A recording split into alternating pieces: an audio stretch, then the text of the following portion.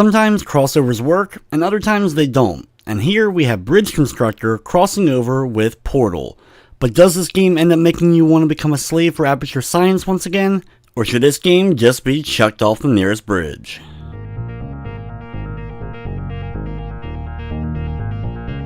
Bridge Constructor Portal is Bridge Constructor with a Portal skin on it, so Bridge Constructor fans have a lot to be happy about, just don't expect a whole lot as far as just the strict Portal theme goes.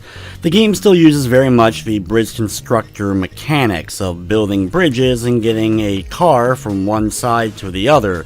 Though this time around it's changed up a bit. There are portals involved, you'll have to go through multiple levels, and sometimes you'll start off in the top left corner and end up in the bottom left corner. Each map is different and presents new surprises amongst the 60 levels that you'll get to complete.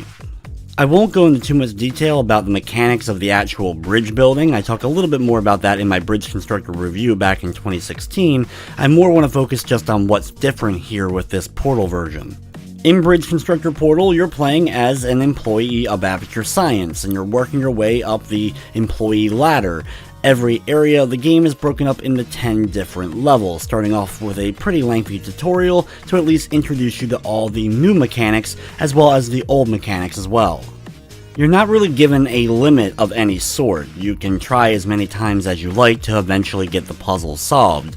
There's also a money counter, but it's more arbitrary. You can try to get as least amount of money spent as possible, but for me this was encouraging to try to spend as much possible, as well as make the most convoluted bridge in the history of mankind.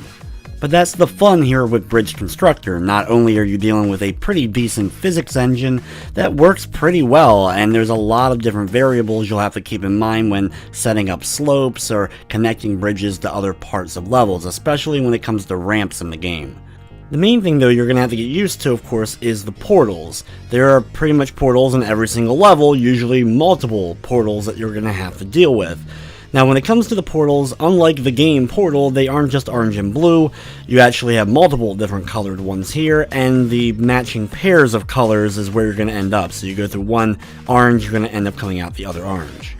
Other than the portals, you'll also have to deal with stuff like hitting switches to unleash companion cubes that can end up hitting other buttons, or take out turrets that can end up taking out the drivers and vehicles that you're trying to get to the exit.